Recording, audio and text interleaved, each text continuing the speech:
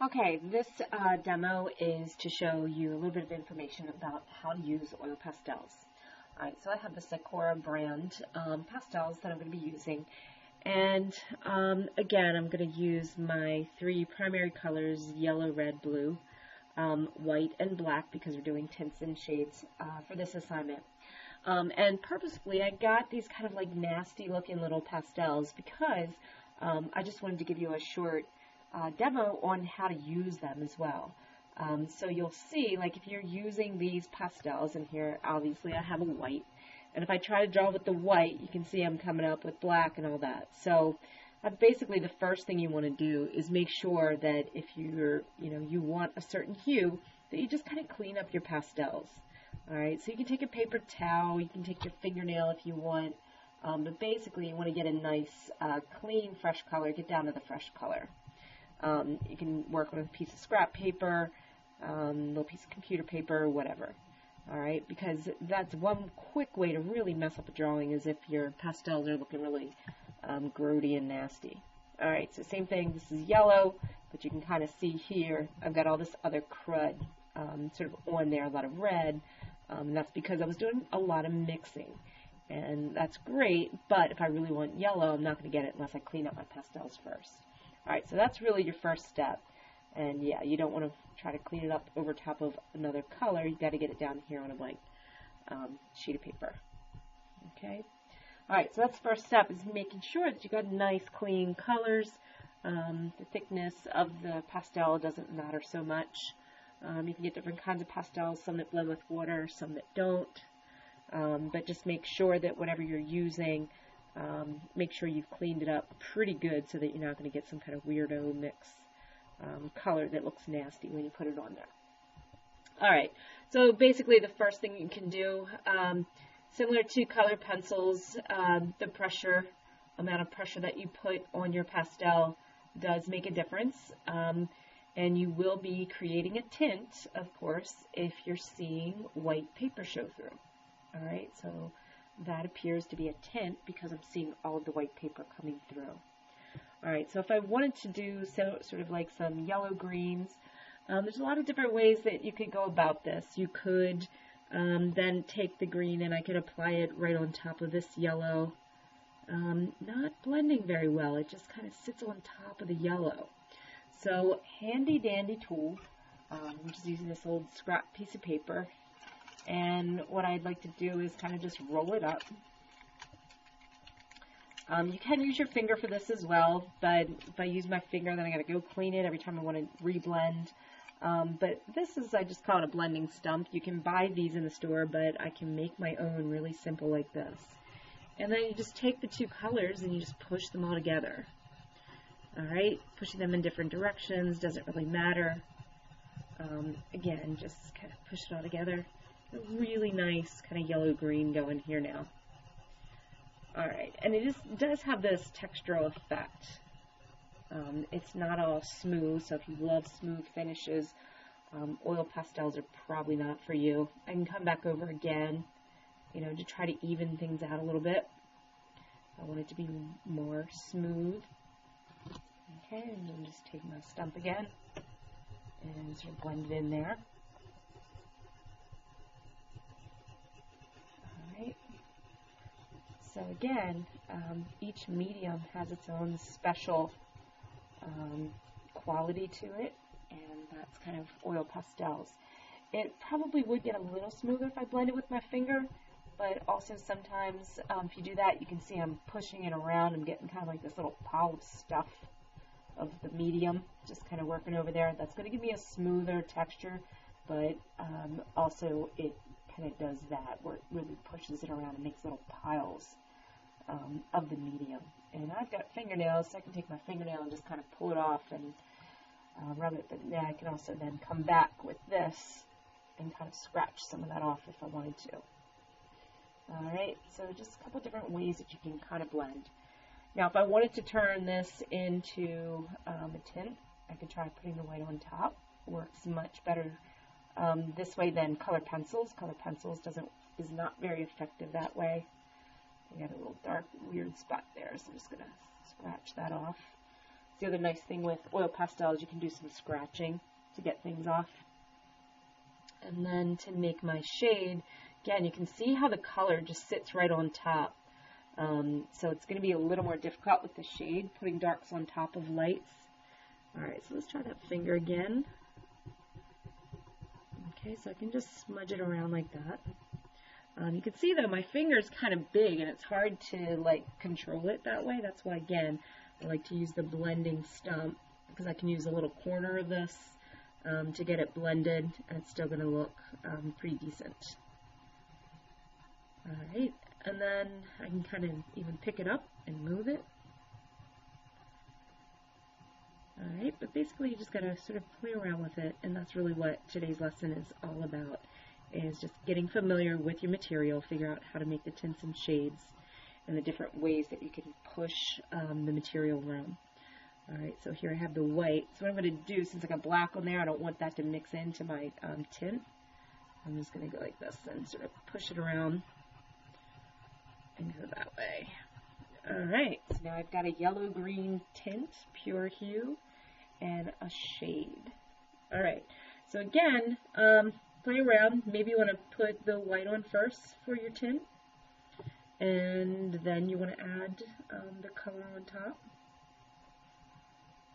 Okay, it's going to look different than if you put the yellow on the bottom. Okay, this is still a tint because I'm seeing the white of the paper show through. But if I got a little more serious with putting more color down and then putting the white on top, okay, so you can kind of just play around and figure out, what do you like better? Is that the tint that you like, or do you like this one here, and then bringing maybe your blender and bringing it back like that? Or maybe you just want to use a combination of both, or even all three. Alright, so that's what today's about, is just trying to figure some of those things out. Alright, just notice too that if you're trying to do a shade, what would happen if I put the black down first with the oil pastel? Again, I'm not going too heavy. If I go real heavy, we'll see if we can actually get a shade out of that, or what's going to happen. And then here I'm going to do lighter pressure. So today, just experiment with your materials and figure out what's going to work best. This time I'm going to use red. Okay, so over here, though, I'm going to start with red, and then we'll add black on top. And then we'll just see what happens. Alright, so here, I'm going to put the red on top of the black, where I didn't go real heavy. Maybe I also want to push it in a different direction. That's another way you can kind of blend the two colors together. And can I get any result at all if I put red on top of this heavy, heavy black? It is a shade, but it's super dark shade. Alright. And then what if I blend with my finger? But you can see here I got all this green on my finger from the last blend job that I just did. So that's the other reason why I don't like using my fingers. This paper I can always unwrap it a little bit, move it around, and always can wind up with a clean edge.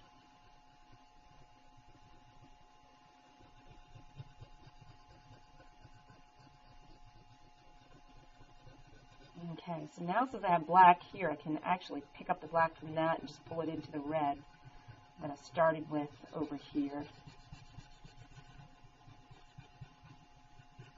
Okay, so that kind of gives a pretty cool effect too.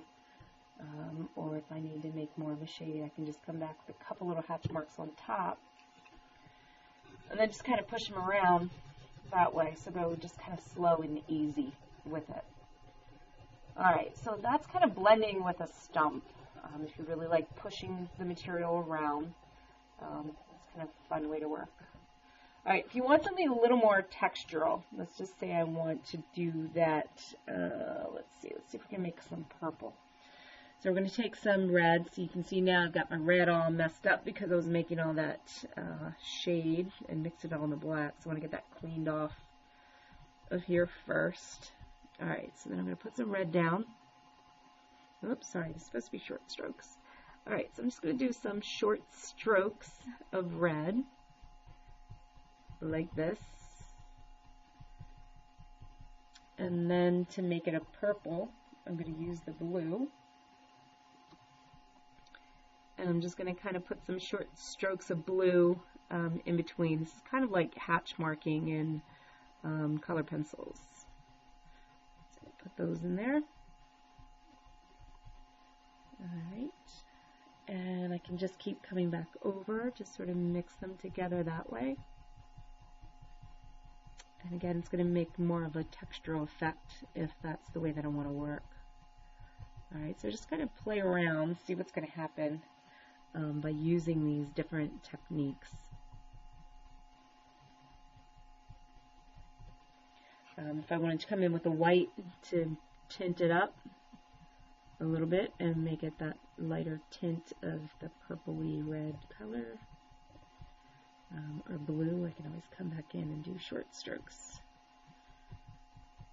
Again, I'm pretty cool with that. And then if I wanted to create the shade sort of down here, I can come back in with the black. And then again, I'm going to come back over top because black is so overpowering to the color, so I'm going to come back over. Alright, so that's kind of just short strokes, and it's kind of a fun, really beautiful way to work, actually. Alright, so short strokes, beautiful, fun texture. Stippling drives me crazy. Definitely something you can do, but basically stippling is putting a bazillion little dots. There's an artist named George Seurat. He's called Seurat the Dot, and made these gigantic paintings out of little dots of color. So again, that's another way to work. Somebody's in the room that you want to drive crazy. It's a great technique to use because it does. It makes a lot of noise. If you've got energy and calories to burn, this is your technique. Alright, and then you could add any other color in there as well. Alright, and eventually you'll get these great color mixings. Not my fave. Alright, so the next thing that you can also try is called Sgraffito. And Sgraffito kind of sounds like the word scratch, and that's the thing that helps me to remember actually what it is. So I'm going to put down a color. It's going to be my bottom layer of yellow. Then I'm going to take a second color. Okay, they haven't mixed red and yellow yet. I'm going to put that other color on top. This also might remind you of days back in pre-K or kindergarten when you would put crayon all over your paper, and then what you would do next is you would put black over top of everything, might paint it black or put another black on top. But basically, then you scratch off the top layer so that you can kind of see the bottom. Again, really fun, cool textural effect called Sgraffito. There's lots of variations to this. I could blend it off first and then scratch it off. Alright, see how that works. I could have blended the yellow first and then put the scratch in there. Use your fingernail. I'm just using a toothpick. Alright, so any kind of pointed material you can use for this. And again, this is really fun to work with. I could even come in and try to get more of a tint here by mixing the white. Maybe I'll put some of the black over here to get kind of a shade. Maybe I want to blend it a little bit. So again, you can use all of these techniques in lots of different variations. And that's really what today is all about. And oil pastels are a great medium for learning lots and lots of variety of techniques. All right, let's scratch it here if I want. Scratch some of that white off. Come over here, scratch some of the black out. Really cool technique. This could be really fun for a creative color wheel. Alright, and that's the demo for the day. Have fun with that. Try them all. Come make different and new combinations and innovate for some new great ideas.